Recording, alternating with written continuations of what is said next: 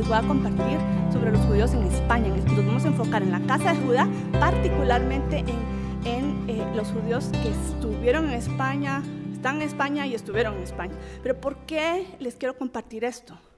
Porque los judíos que están en España nos atañen personalmente. Muchos de ellos están en América Latina y de repente somos algunos de ellos de esa línea.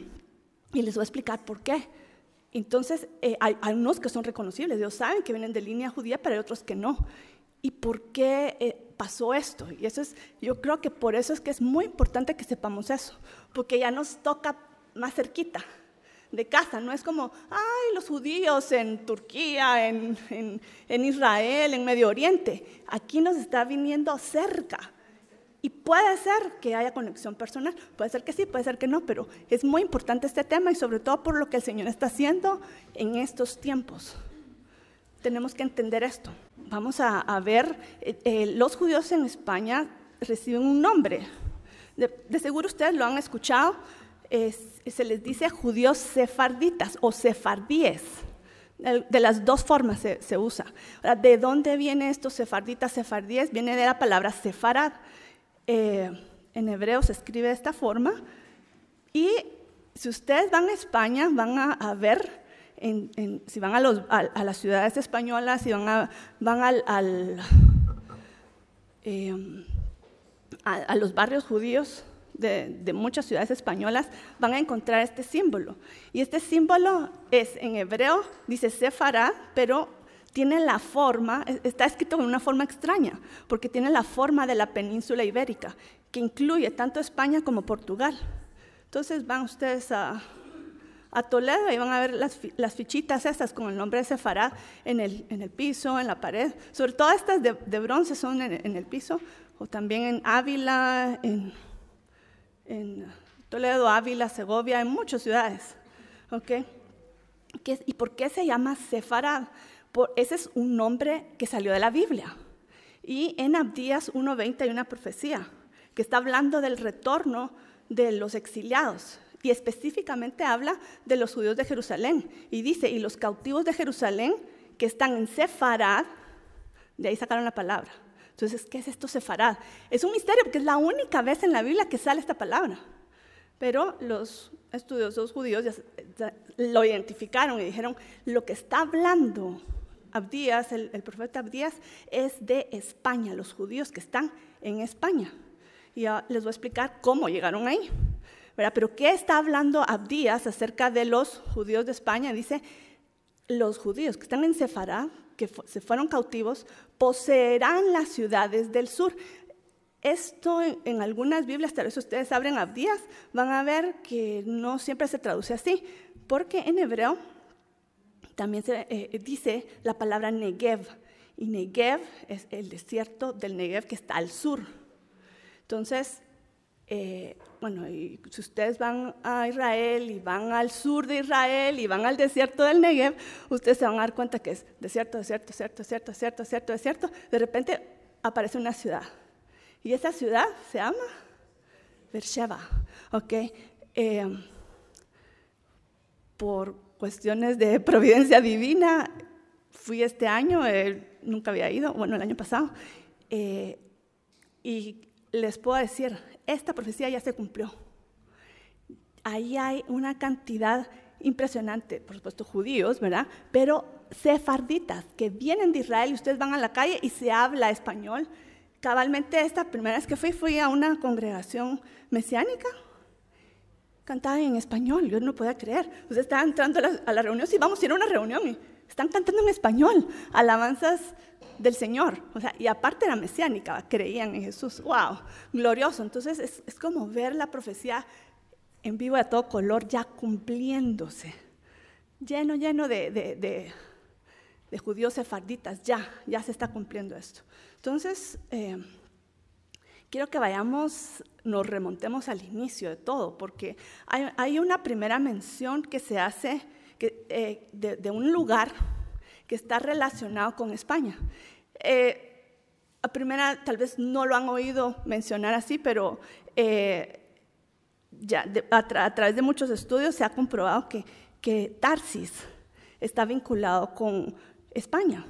Ha habido duda, ¿será que es de Turquía o será que es Creta o será que...? Pero hay mucha información que apunta a que Tarsis es España y les voy a explicar dónde específicamente es. Pero antes de que vayamos allá a verlo en el mapa, quiero ver que vayamos a esta primera mención que se hace, porque es muy interesante.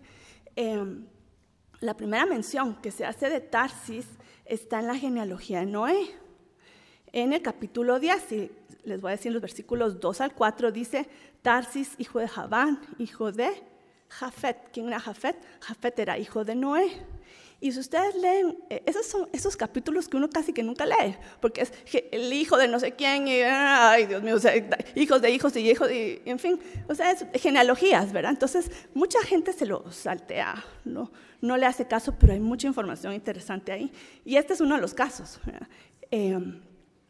Ahí aparece la palabra Tarsis, pero no solo eso es importante, porque aquí, si ustedes cuentan cuántos descendientes hay de Noé, se van a contar, y los descendientes, no sé si es nietos y bisnietos, pero en total son 70 descendientes de Noé. ¿Y por qué es importante estos 70 descendientes de Noé? Porque estas son las 70 naciones originales del mundo. Cuando Dios dividió la tierra, o sea, lo hizo en base a los descendientes de Noé. ¿Cuántos eran? 70, según la genealogía de Génesis 10. Okay. Entre esas está Tarsis.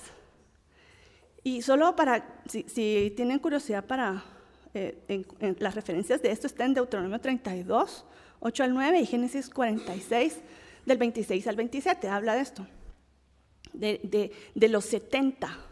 Okay. Entonces, si ustedes piensan, la Biblia habla mucho de las naciones del mundo, y uno se las imagina como las fronteras según los creó quienes, como las Naciones Unidas o las guerras.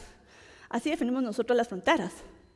Pero en el cielo, si ustedes vieran un mapa en el cielo, las naciones están divididas según esto, según estas naciones que fueron las originales, que son 70. ¿Ah? Sí. No, pero 70 descendientes nombrados en Génesis 10. ¿Ok? Génesis 10 y están por nombre. Y ahorita les voy a poner un mapa. No voy a ahondar en este tema, solo me voy a ir a Tarsis, pero solo para que lo vean. Ahí están los descendientes, que son 70, ahí están las 70 naciones, cómo se fueron expandiendo a todo el mundo, hasta llenar el mundo, hasta llegar a lo más recóndito. Pero lo que se conocía antes del mundo era alrededor del Mediterráneo. Y ahí se fueron yendo los hijos descendientes de Noé, hijos nietos, ahí están alrededor. O sea, unos se fueron a Arabia, Asia, Europa, África, y los naranjas son de Cam, los morados son de Sem, y los verdes son de Jafet, son los 3 hijos. Entonces se llenó la tierra, se comenzó a llenar con estos descendientes, pero esos son las naciones originales. Y es interesante, el nombre de cada descendiente fue el que formó esa nación. Entonces había una nación que se llamaba Tarsis. ¿Dónde quedaba? Al sur de España, en la península ibérica. Bueno, pero aquí comenzamos a hablar de que estaban los judíos en Tarsis, o los judíos en Sefará, los judíos en España. Pero ¿de dónde estuvieron asentados los judíos? Ni cerca de Tarsis. ¿Dónde? En Canaán, en la tierra prometida, en Israel. Entonces, ¿qué hacen los judíos de Canaán en Tarsis, lejos, el extremo de Europa? ¿Cómo llegaron ahí? Eso es lo que vamos a ir descubriendo. Y vamos a ver datos que salen en la Biblia y otros van a ser históricos. ¿Okay? Entonces, estamos con la base de Tarsis. ¿Okay? Tarsis, ahorita ya vamos a ir más acercándonos en el mapa a la península ibérica. ¿Y de dónde sacamos que Tarsis es en España? Pues bien fácil, es muy fácil. El indicio más fácil es que había un lugar, una provincia, una ciudad-región de los griegos y de los romanos que se llamaba Tartesos. ¿En dónde estaba esto? En el sur de España. Y específicamente, solo para ubicarnos en el día de hoy, si ustedes han ido a España y han ido al sur de España, van a ver en el mapa, hay 3 ciudades que son reconocibles, que forman, básicamente es como un triángulo de la región que se conocía como Tarsis. Está Cádiz, está Sevilla y Huelva. Okay, esto forma un triángulo. ¿Y dónde está? En la costa, pero la costa sur de España. Eso era Tarsis. Bueno, ¿y qué hacían los judíos en Tarsis? ¿Verdad? Seguimos preguntándonos eso, ¿verdad? Okay. ¿Qué hicieron? ¿Qué los trajo a este lugar? La primera oleada de judíos que llegó ahí fue cuando comenzó el cautiverio en Babilonia. Antes de que sucediera el cautiverio, los judíos estaban buscando dónde refugiarse. Ya sabían que venían los babilonios y esto no pintaba bien. Entonces, la mayoría se fueron cautivos o murieron en el proceso. Pero unos, antes de que se los llevaran cautivos, huyeron. Dijeron, ¿a dónde nos vamos? Y se fueron a Tarsis. Era un lugar lejano. Y era un lugar que vamos a ver a continuación, era un lugar de comercio, había trabajo, había que hacer. ¿Okay? Entonces, iba a ir ahí y no era como, uy, me voy a morir de hambre. O sea, hay algo que hacer, más de algo voy a encontrar porque era un lugar comercial, un lugar próspero. Como tal vez nuestra gente dice, nos vamos a Estados Unidos, ¿verdad? Porque ahí hay trabajo, algo así, ¿verdad? Vámonos para allá porque ahí de algo vamos a sobrevivir. Entonces muchos se comenzaron a ir a Babilonia. Eso fue en el 586 a.C., comenzaron a irse. Pasaron años y siguieron yéndose, pero otra gran grupo que se fue, otra caravana, otra caravana que se fue, por usar un término conocido, es cuando fue la diáspora de Roma en el año 70, vuelve a ser destruida Jerusalén, a donde nos vamos los judíos, y muchos se fueron ahí. También se fueron a otros lados, pero muchos también se agarraron para Tarsis. ¿Por qué? Porque había prosperidad, había comercio, había que hacer. Entonces comenzaron a irse los judíos desde entonces. Y en la Biblia hay una persona muy famosa que quiso irse a Tarsis, pero por razones no comerciales, sino por otra razón que vamos a ver ahorita. Yo creo que nomás ponga este mapa lo van a reconocer. Este era un hombre profeta que el Señor lo mandó a Nínive, ¿verdad? Ya le suena, ¿verdad? Y Nínive quedaba de Israel a 550 millas, muchas millas, pero no era a 2.500 millas. Pero esta persona no quiso irse a Nínive, como Dios le había dicho, sino que agarró para, ¿dónde? Para Tarsis. ¿Por qué agarró para Tarsis? Ustedes se habían preguntado. Porque era el lugar más lejano del mundo conocido, por supuesto, pero porque ahí había muchos judíos. Él tenía, hasta puede ser que tenía parientes o gente conocida. Ahí hay una colonia judía, vámonos para allá. O sea, era un lugar lógico para ir. Y ya saben quién es, ¿verdad? Ok, Jonás, por supuesto. Pero el Señor lo interrumpió y no te vas, tienes una misión que cumplir. ¿Verdad? Pero ¿qué representa entonces Tarsis en esta historia? ¿Qué representa? Es huir del propósito. Huir del propósito. Jonás no tenía propósito en Tarsis, ¿verdad? ¿Dónde está su propósito? Nínive. Ok. Entonces, eso es lo que representa. Ahora vamos a ver otras menciones. Y esta es solo una mención así leve, somera, de Tarsis. Okay. Pero la Biblia habla, tal vez más en los profetas, tal vez, no sé si lo han escuchado o no, pero las naves de Tarsis se habla mucho en la Biblia. Naves de Tarsis aquí, naves de Tarsis. ¿Qué significa eso? Y les voy a contar. Por supuesto, Tarsis está en la costa, puerto, naves de Tarsis. Tenían la principal fuente de sustento de Tarsis era el comercio, pero el comercio marítimo.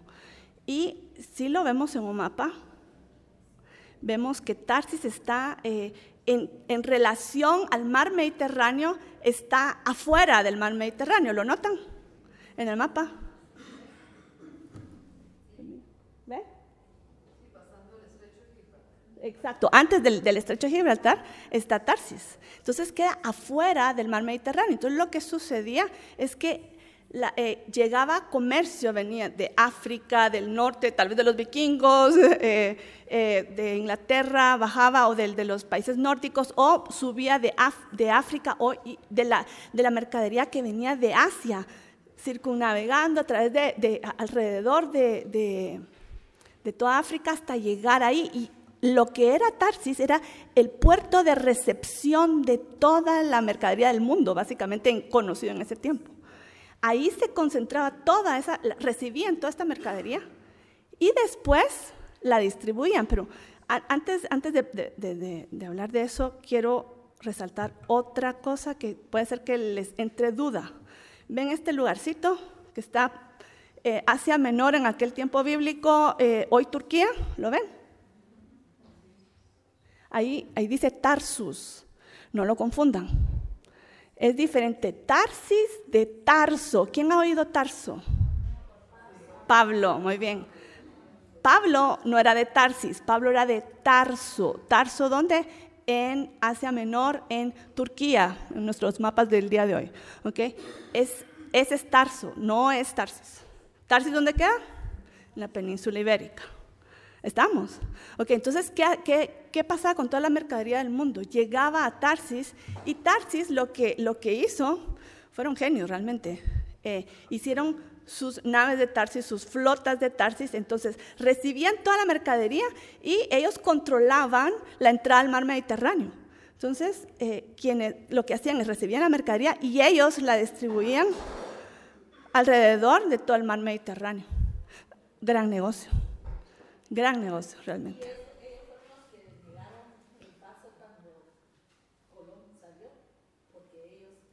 Bueno, ya no existían, no era tan formal, las naves de Tarsis ya no existían de esa forma como existieron en el tiempo bíblico. Ellos controlaban. Sí, es un lugar estratégico, ¿verdad? Gibraltar, definitivamente. Exacto, pero ellos controlaban eso. Entonces, el comercio, las naves de Tarsis eran las que distribuían todo el comercio, toda la mercancía que venía de todos lados del mundo alrededor del Mediterráneo. Ahora, miren qué importante el Mediterráneo, porque está al norte de África, al sur de Europa y al oeste de Asia, del Medio Oriente. Ahí se tocan los continentes en este mar estratégico, muy importante. Entonces, eso era lo que eran las naves de Tarsis, sí. Y resulta que seguimos investigando en la Biblia y aparece que un rey de Israel tenía naves de Tarsis. ¿Qué les parece? Adivinen quién era. Fácil. Ok, Salomón. Salomón está en Primera de Reyes 10 y nos informa que él tenía una flota de Tarsis. ¿Saben cómo que se me hace? Como que si fuera una franquicia. La franquicia de barcos de Tarsis, o sea, quien tenía dinero podía comprar. Ahora, Salomón tenía, sí tenía demasiado, hasta de sobra, entonces tenía no un barco, una flota de Tarsis. Y lo vamos a leer, está en Primera Reyes 10, dice: porque el rey tenía en el mar la flota de Tarsis, con la flota de Hiram. Hiram es el rey de Líbano, el que le dio el cedro para construir el templo. Ellos tenían una buena amistad. Salomón y David también. Y una vez en 3 años venía la flota de Tarsis y traía oro, plata, marfil, simios, pavos reales. Okay. Así excedía el rey Salomón a todos los reyes de la tierra en riqueza y en sabiduría. Okay. Vemos que él construyó una flota de barcos y cada cuánto venían. ¡Wow! Esto realmente me admira. Cada 3 años iba hacia Tarsis, regresaba, pasaba por diferentes puertos hasta que llegaba a Israel una vez cada 3 años. Pero ¿de quién era el dueño de esta flota? Salomón.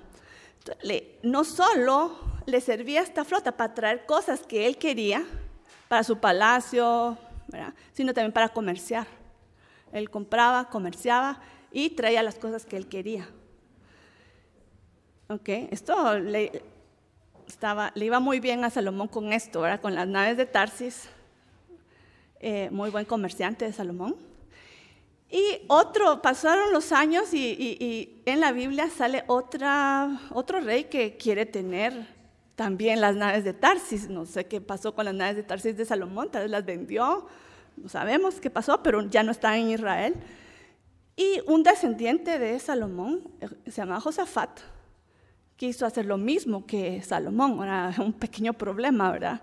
Él no tenía la riqueza de Salomón, entonces él no podía comprar o construir él solo ni un barco ni una flota. Entonces lo que hizo es que se juntó, trabó amistad, dice la Biblia, con otro rey. La Biblia dice en 2 Crónicas 20 que Josafat, rey de Judá, trabó amistad con Ocosías, rey de Israel. Sabemos de esto de las alianzas, que no todas son buenas, pero aquí estamos viendo rey de Judá, rey de Israel, son primos o algo así, o sea, son parientes, ¿verdad? Hasta ahí vamos bien, ¿verdad? Entonces podría ser que fuera una buena alianza, pero sigamos leyendo y vamos a ver que la Biblia explica que no era buena y por qué no era. Y dice, el rey Ocosías, rey de Judá, era dado a la impiedad, pero a Josafat no le importó.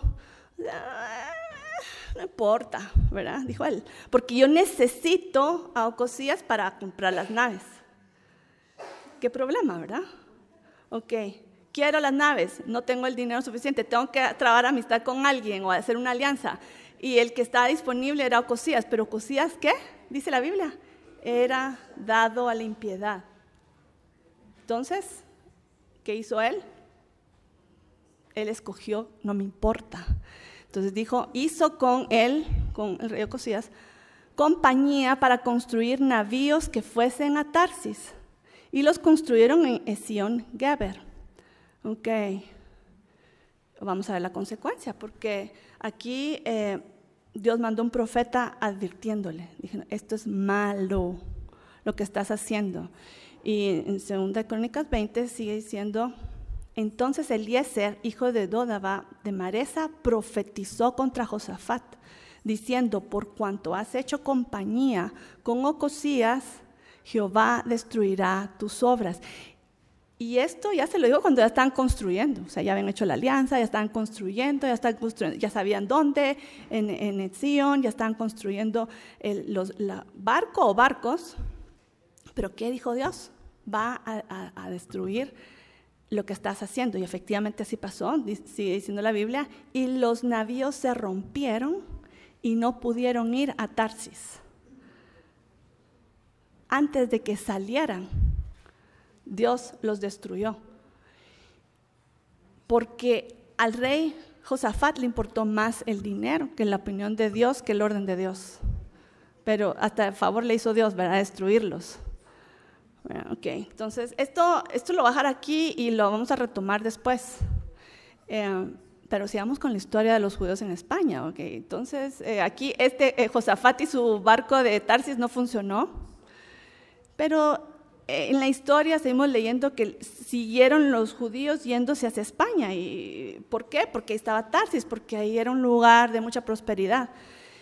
De verdad, leyendo esto se me hace mucho, es un paralelo con la gente que se quiere ir a Estados Unidos, de todas partes del mundo, que quieren una mejor vida. O sea, tienen algo de malo querer una mejor vida. O sea, no necesariamente, pero el punto es, estoy en el lugar donde tengo que estar, estoy haciendo lo que tengo que hacer, estoy haciendo las alianzas correctas. O sea, este es el punto, nos saltamos el orden de Dios para encontrar lo que nosotros queremos hacer, en contrario a seguir el orden de Dios y estar donde uno tiene que estar, Entonces, yo no voy a juzgar a todos los judíos que se fueron, no sé, cada quien tendrá que dar cuentas. Algunos fueron mandados por Dios, otros no sabemos.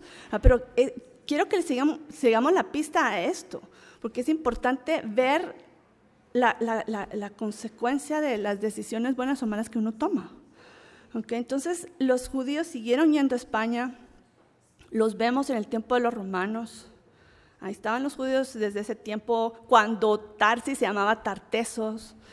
Después de los romanos, el imperio romano cayó y llegaron, los visigodos fueron los que llegaron a destruir, que eran bárbaros de Alemania, llegaron y destruyeron Roma, pero no se quedaron en Roma, sino que siguieron por todas las provincias de los romanos hasta llegar a España. Ahí estaban los judíos también, y los judíos en ese tiempo, los visigodos, fueron muy perseguidos, porque los visigodos no eran amigos de los judíos. Habían unas leyes antijudías tremendas que ellos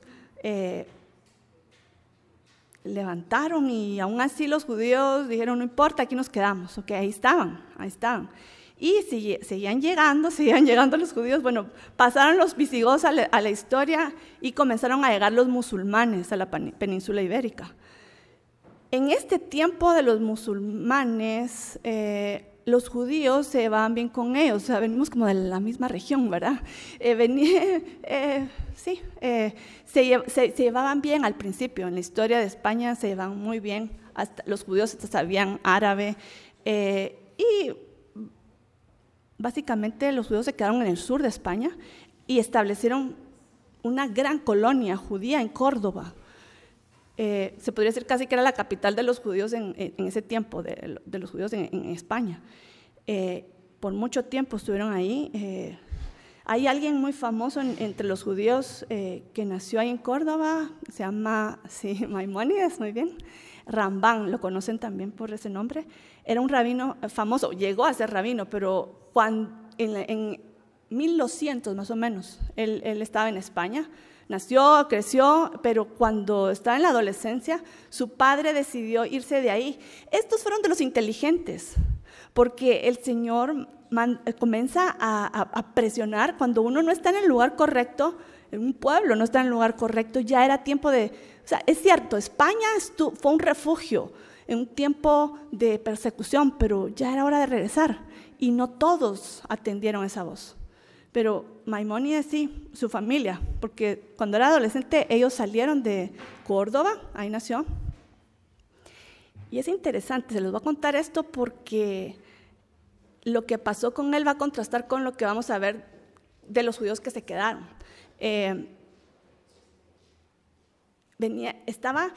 Los musulmanes al principio fueron amigables con los judíos, pero después comenzaron a perseguirlos. Fuerte, porque ya entraron sectas musulmanas más radicales. Háganse caso la diferencia de hoy, sunis y chiitas. Sunis, moderados, chiitas, extremistas. Okay, al principio llegaron los moderados, después llegaron los radicales. Entonces los moderados se llevaron bien con los judíos y los radicales ya no. Okay, entonces en el momento en que comenzaron a entrar los radicales, muchos judíos dijeron, nos vamos de acá, ya no es nuestro lugar estar acá. Y entre ellos fue la familia de Maimónides. Y este señor se fue, qué irónico, se fue al norte de África y después se fue a Egipto. Ahí él estudió la Torá de tal forma que él hizo un comentario que hasta la fecha usan todos los judíos en todas las sinagogas del mundo. O sea, él hizo básicamente una enciclopedia, un compendio de comentarios de la Torá. Ese es el fruto de una vida de propósito. Si él se hubiera quedado en España, creo que hubiera sido otra historia, pero él se fue y eventualmente fue enterrado en Israel, porque también estaba difícil ahí la cosa, ¿verdad? Pero él salió de donde no tenía que estar y dio un gran fruto en su vida. Pero ¿qué pasó con los otros? Se quedaron, y lo que sucedió con los musulmanes es que fueron avanzando hasta ocupar más de la mitad de la península ibérica, los musulmanes, en toda la parte verde en el mapa. Eso llegaron a ocupar los musulmanes, estableciendo el califato de Córdoba, tremendo. y arriba estaban los cristianos. Entonces los judíos se fueron hacia el norte buscando refugio y fueron aceptados por los cristianos porque los musulmanes los estaban matando. Estamos hablando aquí del 600, 700, 800 después de Cristo. O sea, eso fue despuesito que Mahoma se murió y él los empujó a ir a conquistar el mundo. Esa es la misión, ir a conquistar el mundo y someterlo al Islam, ¿verdad? Y ellos lo tomaron muy en serio y comenzaron a avanzar en España fuerte. ¿Okay? Venían del norte de África. Ajá. Está invadido todo el norte de África del Islam a la fecha, creo yo. Okay, entonces, se dan cuenta cuánto avanzó y los cristianos estaban, ¿verdad? Aquí ya estamos mal, o sea, ya nos estamos quedando sin territorio y por poquito toman toda España, pero no lograron tomar toda. Y después viene la época de la Reconquista. Ahora, ¿dónde estaban los judíos en este momento? En el norte, habían sido empujados. Después de tener su capital, digamos, en Córdoba, fueron para arriba, ya estaban al norte. Entonces comenzaron los judíos a ayudar a los reyes y entre todo esto había antisemitismo entre la población, tanto musulmana como cristiana, en contra de los judíos, pero aquí hubo lo que en la historia de España se conoce como matrimonio de conveniencia. O sea, los reyes se hicieron muy amigos de los judíos porque les eran muy útiles. Les ayudó con la diplomacia porque los judíos sabían árabe, les ayudaron financieramente. Imagínense lo que aceptaron, porque los judíos aceptaron que los reyes pusieran, además de los impuestos normales para toda la población, un impuesto extra para los judíos. Y con tal de que los protegieran y no los persiguieran, aceptaron pagar doble o triple de los impuestos, ¿verdad? Y así se sobrevivieron. Y entonces, con la ayuda diplomática y financiera de los judíos, los españoles lograron reconquistar la península, pero les tomó años, o siglos diríamos. El siglo X fueron avanzando, quedó solo esta franja naranja, la naranja clara, avanzaron, recuperaron en el siglo X, en el siglo XI y XII recuperaron esta parte color durazno, a la mitad, llegaron ya recuperando la mitad. En el siglo XIII lograron tomar casi todo el sur, pero todavía faltaba Granada. Y finalmente, ¿cuándo lograron? ¿Qué año? Si son buenos en historia, van a reconocer esta fecha. 1492 lograron recuperar toda la península ibérica. ¿Qué les dice esa fecha? Sí, qué curioso, ¿eh? Pero vamos a ver qué pasó en ese año en términos de los judíos. Solo antes de ver esa fecha importante,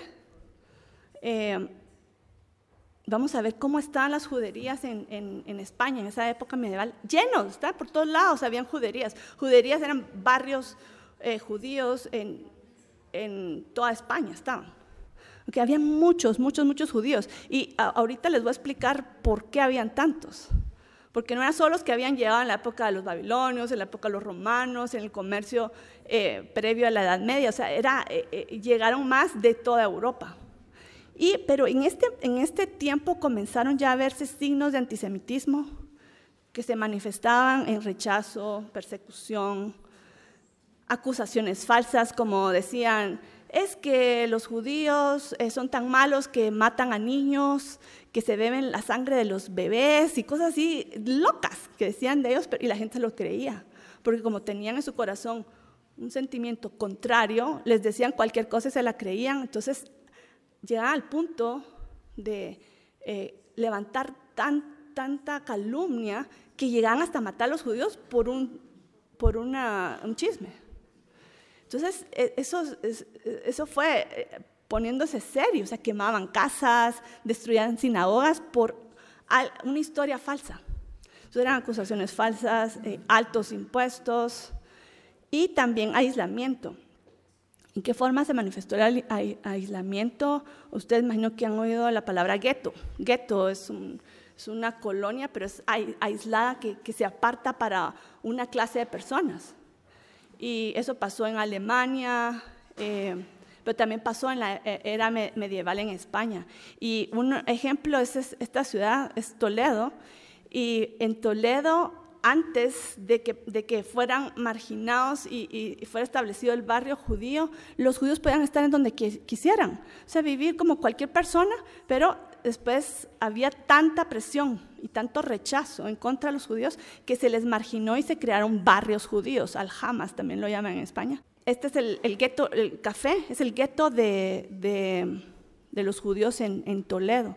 Y les voy a mostrar una foto de lo que sucedió ahí, porque después de ser apartados en guetos, la persecución siguió y se incrementó al punto que no solo fueron aislados, sino que después fueron expulsados de los mismos barrios. Y aquí en Toledo vemos, esta foto es tremenda porque aquí de este lado, del lado derecho de la foto estaría el barrio judío.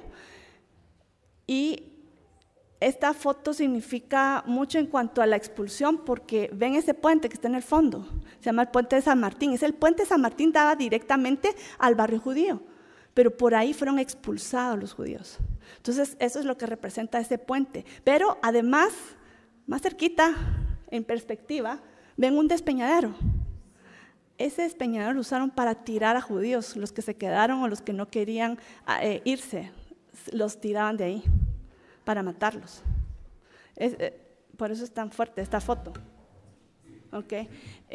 Eso comenzaron a hacer con los judíos en toda España y no solo fue marginarlos, aislarlos, sino que llegó el punto en que llegó la expulsión, pero la expulsión de los judíos no comenzó en España, porque ay, qué malos los españoles, ahorita ya estamos así, qué malos, ¿verdad? No, o sea, toda Europa era una persecución fuerte en contra de los judíos. Y uno se tiene que preguntar, tal vez lo voy a mencionar de último, pero ¿por qué? ¿Por qué? O sea, claro que hay un espíritu en contra del pueblo de Dios, pero también hay tiempos en que ellos debían estar fuera, hay tiempos en que ya es tiempo a regresar, ¿verdad? Y eso creo que es lo que tenemos que ir rescatando de esta historia también, ¿verdad? Estamos en el lugar donde tenemos que estar, en el tiempo en que tenemos que estar. Es algo que tenemos que tener en el fondo de la mente, ¿ok? ¿Por qué estamos ahí? ¿Por qué los judíos están en España? ¿Están en el lugar que tienen que estar en ese tiempo o no? ¿Ok? Y miren lo que pasó en Europa. Los primeros en expulsar oficialmente a los judíos de su nación, reino, es Inglaterra en 1290. Expulsaron a los judíos. Algunos de estos se fueron a España, porque en ese tiempo estaban en el periodo de la Reconquista, entonces eran bienvenidos los judíos, aparte iban a financiar la guerra. Entonces, vengan los judíos. Llegaron muchos judíos de Inglaterra a España, pero no solo fue Inglaterra, en Francia en 1306 y otras ocasiones también. En Alemania en 1348 y hubo posteriores expulsiones. En Hungría, en 1349, expulsaron a los judíos. En 1421 los expulsaron de Austria. ¡Qué impresionante es esto! Y muchos de estos se fueron, ¿a dónde? A España, porque en Europa, España era considerado como el paraíso de la aceptación de los judíos en esa época.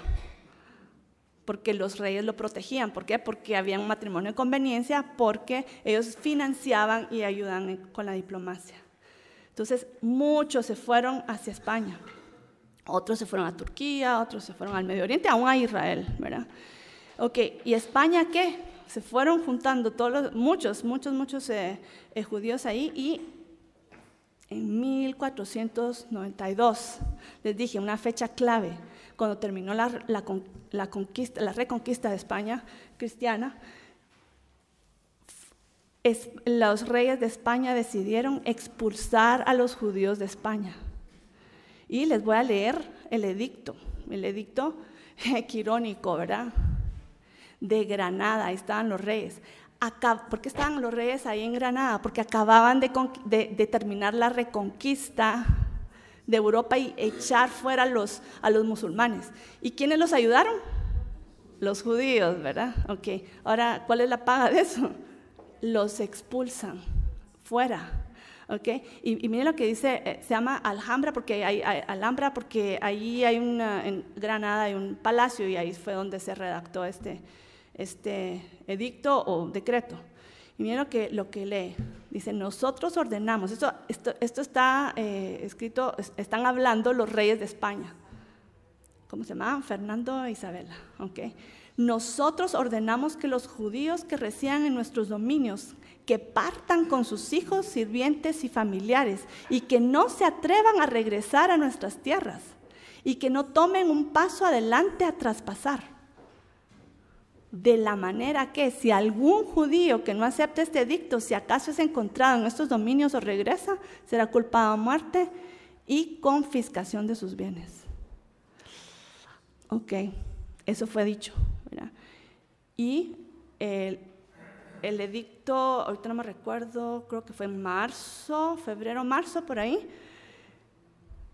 fue mandado a toda España y les dieron hasta julio, pero después les dieron unos pequeños días extras, ¿verdad? Entonces el último día que podía encontrarse un judío en España era el 10 de agosto de 1492. ¿Cuántos salieron?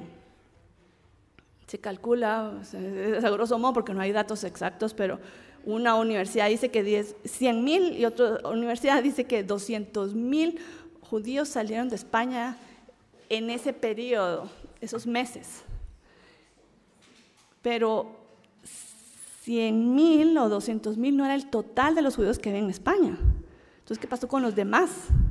Y aquí se pone tremenda la historia, porque muchos judíos se quedaron, pero se quedaron en la condición, el rechazo no era racial, era religioso. Entonces, si tú eras un judío de religión, de raza y religión, okay, pero uno se convertía a católico, uno podía quedarse. Uno ya no era considerado judío. Entonces, muchos decidieron, para no perder sus bienes, porque aquí significaba, vamos a dejar todo, vamos a dejar mi casa, vamos a dejar mis cosas, todo, y ellos les iba muy bien.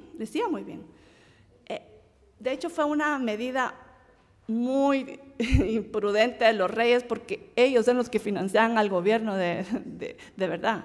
O sea, la base impositiva de los judíos era enorme, se quedaron con poco impuesto. Okay.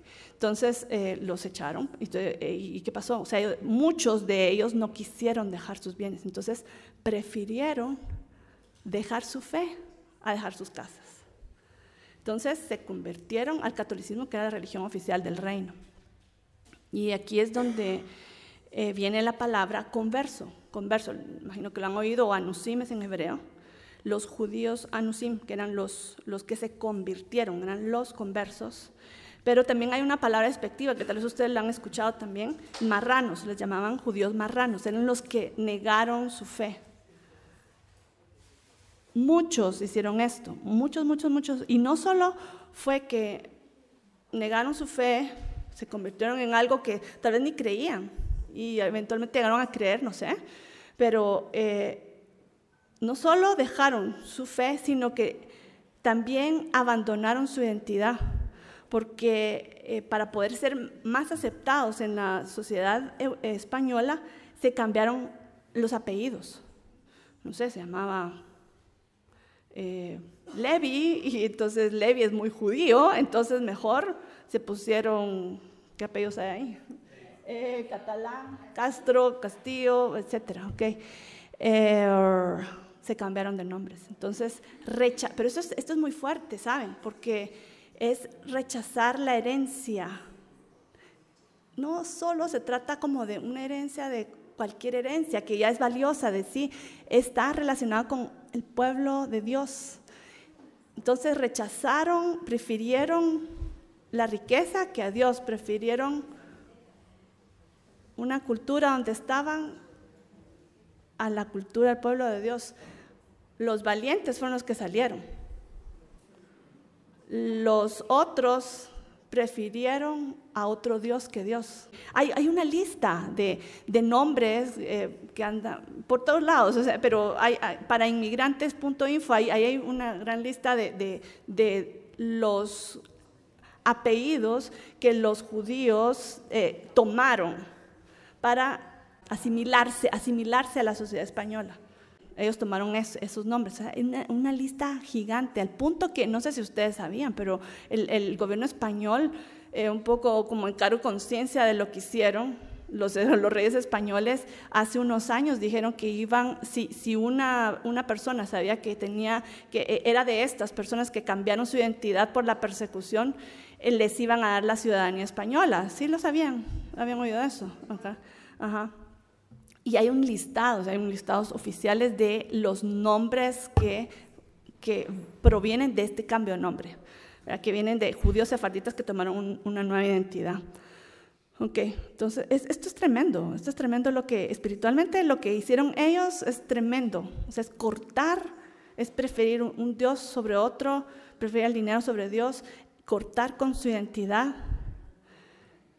Pero hubo otro grupo que también quiero comentar, que son les llaman criptojudíos. Y estos criptojudíos son judíos que se convirtieron